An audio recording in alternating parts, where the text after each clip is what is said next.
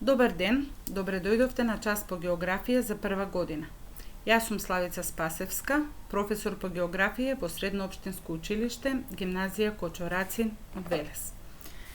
Во оваа училница ќе ја обработуваме наставната единица топлински појаси од темата број 1 Вселена и вселенски тела.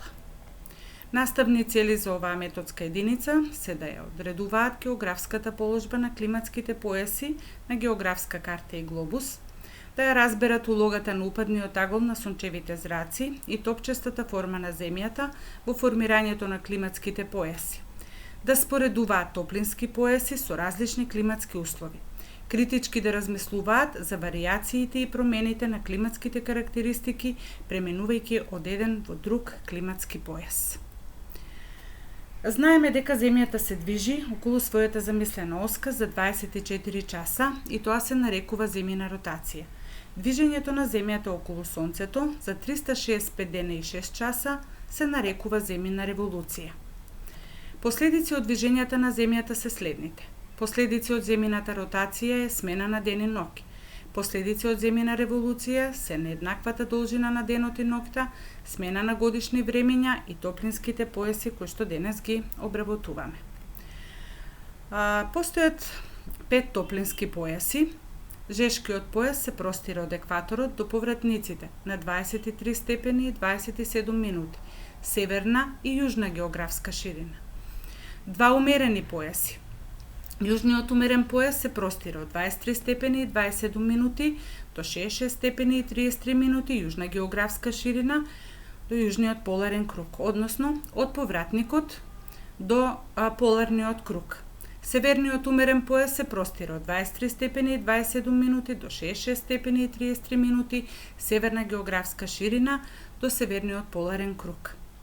Имаме и два студени појаси. Јужниот студен појас од јужниот поларен круг до јужниот пол.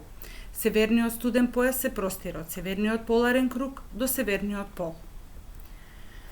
Ке почнеме со жешкиот појас. Жешкиот појас се протега помеѓу двата повратника, меѓу кои Сонцето привидно се движи во текот на целата година. Сончевите зраци во овој појас паѓаат речиси под прав агол на земјината површина и затоа загревањето е најголемо. Просечните температури се над 25 степени Целзиусови во текот на целата година. Затоа во текот на целата година во овој климатски појас имаме високи температури и вечно лето со големи испарувања и големи количини неврнежи. Затоа во овој дел од планетата имаме бујна вегетација и буен растителен и животински свет. Умерениот појас се карактеризира, имаме два умерени појаси, северниот и јужниот. Карактеристични се 4 годишни времења и умерената температура. Студениот појас се простира, кажавме веќе, помеѓу поларните кругови и половите.